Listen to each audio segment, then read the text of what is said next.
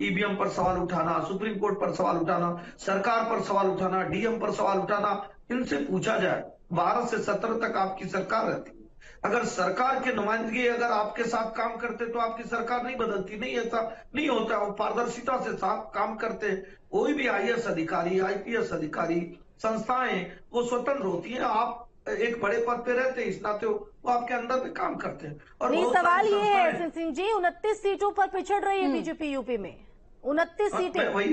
मैं वही बता रहा हूँ कि 1-2 घंटे बहुत जगह ऐसा हो रहा है जहां 1200, 1500, 700, 800 अभी इस तरह की चीजें चल रही हैं। हम निश्चित तौर पे वोट परसेंटेज इस बार भारतीय जनता पार्टी का उत्तर प्रदेश में कम। अमेठी के लिए भी कुछ कह लीजिए एसएन सिंह जी, अमेठी सीट पर भी कुछ ज्यादा स्थिति बेहतर नहीं है।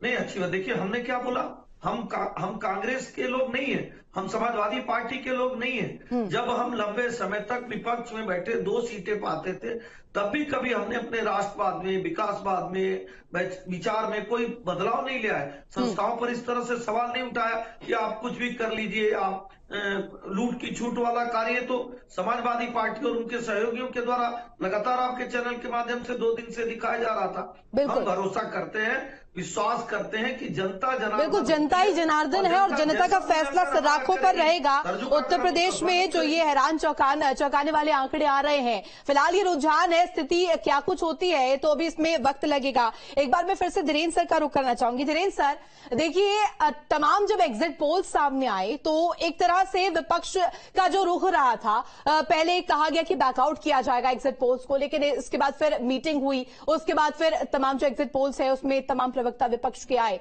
लेकिन ये कहा गया था कि कहीं ना कहीं ईवीएम को लेकर के जिस तरीके से बात आ रही थी, अब तो उत्तर प्रदेश में नहीं लग रहा है कि ईवीएम खराब वाली स्थिति विपक्ष की तरफ से रखी जाएगी।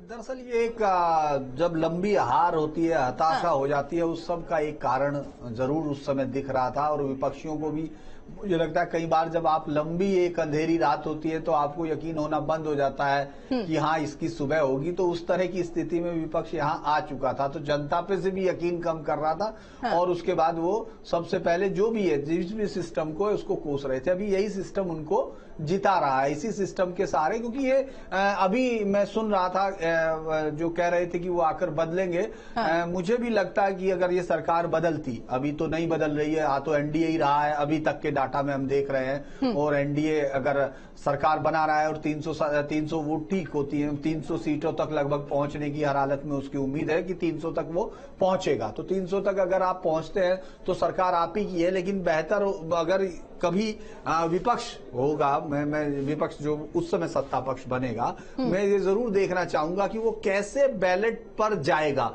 ईवीएम से 90 करोड़ लोगों के लिए 90 करोड़ बैलेट, मतलब 90 करोड़ लोग तो वोट करेंगे। जितने कैंडिडेट होंगे उनके कई गुना होंगे। ये जो जिस तरह की बात ये होती है, इस सब का कोई मतलब नहीं, कोई भी जो इन्वेंशन है वो रिट्रोवर्ट नहीं होती है। लेकिन जिस तरह की बातें की, मुझे लगता है कि ईवीएम इस बारे में शायद आज ईवीएम अपने आप को बचाने में कामयाब हो रही है। बाकी सरकार तो बची रही, बचती हुई अभी आज में दिख रही है। और अभी तक हर किसी को ये दावा करने का हक है कि सरकार उसकी आ रही है, तो लिहाजा विपक्ष भी कर रहा है। लेकिन मेरी नजर में ये सबसे बड़ा नुकसान बीजेपी को उत्तर प्रदेश में हुआ है।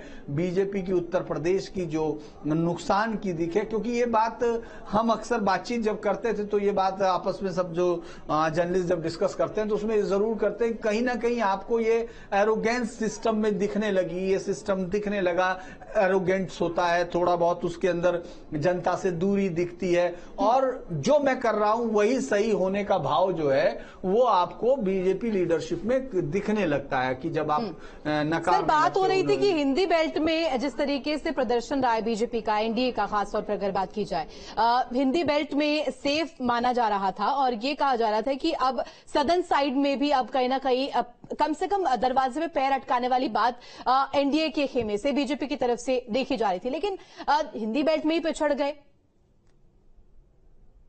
इलेक्शन समझ रही थी बीजेपी इसको कि जिसको हम टिकट दे देंगे वही जीत के आएगा, जिसको हम कर देंगे वही आ जाएगा, हम किसी का भी टिकट काट देंगे, हम किसी को भी कुछ भी कर देंगे। तो वो जनरली मुझे लगता है वो चला नहीं उनका। राजस्थान वहां है जहां नाराजगी शुरुआत होती है। यहां तक कि गुजरात, जिस गुजरात को जहां आज तक कभी मोदी जब सत्ता में आए उसके बाद वो हटे नहीं, अगर आप उसका भी अगर इलेक्शंस देख लेते हैं तो ये सब चीजें उस तरफ इशारा कर रही हैं कि आपको कुछ चीजें बदलनी थी और आपने उनको नहीं बदला। वो और आपने उन लोगों पर ज्यादा यकीन किया जो मुझे लगता है कि अब बैठकर जो ड्राइंग रूम्स की पॉलिटिक्स भी वहां होने लगी, क्योंकि ग्राउंड पे ये आवाज आ रही थी। आप राजस्थान में 14 सीटों पर हो, जहां 25 सीटें आपने हासिल की थी वहां 14 सीटों पर हो, बीजेपी 8 सीट पर है, सीपीआईएम जो अमरा राम है वो भी आगे है।